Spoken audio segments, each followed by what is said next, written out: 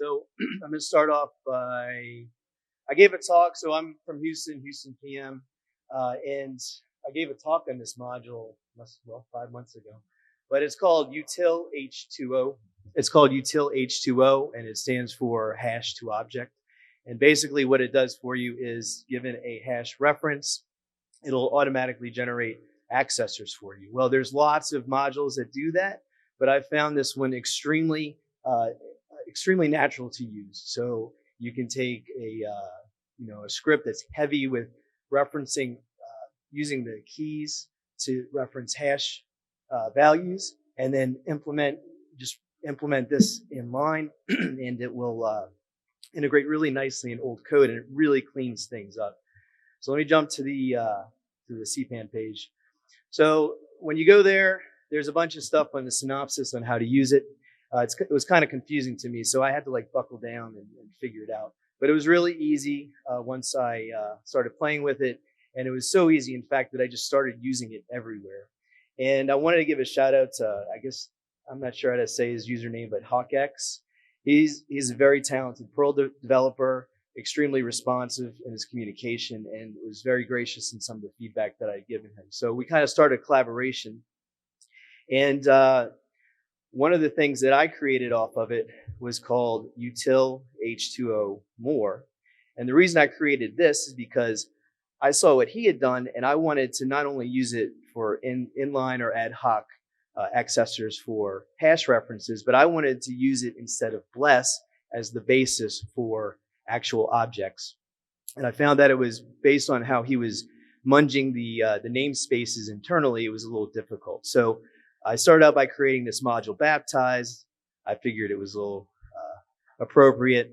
And in any case, so that will allow you to create a reference. Here's the constructor, or an object, using baptize instead of bless, and it takes the same kind of arguments with the addition of a list at the end where you can specify actual accessors. Now, one thing I wanted to point out about, I consider this a successful collaboration, so I guess this talk is also about collaborating and how it can be really beneficial and fruitful, is I had implemented something called O2H, which was the inverse of H2O, which I found super helpful. In particular, if I was dealing with a hash reference, say in like dancer 2, and I wanted to send JSON out, if it is a blessed object from H2O, then I was getting some issues with the JSON module to serialize it because it was blessed. So I created O2H to just extract out the essential hash structure. And he liked it so much that he implemented it, which I took as a huge compliment. A couple of other things I wanted to show in particular for the H2O more is the, let me see. It is, okay, so I wanted to also use it with GetOps long in particular. And so I kind of came up with an idiom that I liked, or a series, code block that necessitated this opt to H2O, where I specified a list. And all this does is it takes the option definition that GetOps long will take, and it extracts out the option names, and then turns it into something that H2O can then also bless as a like this inline ad hoc object. So I don't know how closely you can see, but I do encourage you to check out the CPAN page. But this concise block here allows, there we go. It allows you to define the options once, along with the, I guess, the pattern, the argument pattern for GetOps, and then use that, whatever opt to H2O uses, along with the H2O utility, and then pass that reference that is created, and then you can use the get options from array to populate this. In this case, it's $O with the options that are processed. And it also allows you to easily define default values and things like that. And then one neat thing about H2O, Util H2O, is that it's recursive, or it's optionally recursive. So if you have a nested hash, then it'll basically allow you to create a chain of accessors. I have a quick example here. Let's see.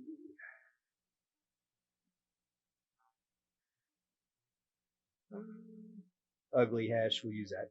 Okay, so basically it'll allow you to take a hash that's defined here. It's just nested really, and it'll allow you to create an object with accessors that are able to be chained, and I find it very helpful. The other really useful thing that I find it when you're dealing with config tiny, and in fact, there's a let's see on his Perl doc he has using with config tiny, and that's because thank you. Are we done?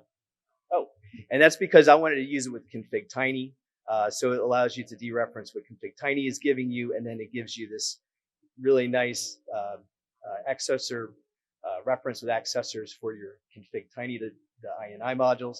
And then the other thing I wanted to mention was you can use it anytime you're dealing with nested hashes. Like if you're dealing with DBI, you can easily just take results from a query using DBI, MySQL, or something like that, pass it to H2O, and then you get this really nice object with accessors that can be changed. So I would encourage you definitely to look at Util H2O. Util H2O is more like an experimental space, and like I said, we've already had one transition from that to the main module, and I have a couple other things I'm playing with for that. But anyway, that's all I've got. Thank you.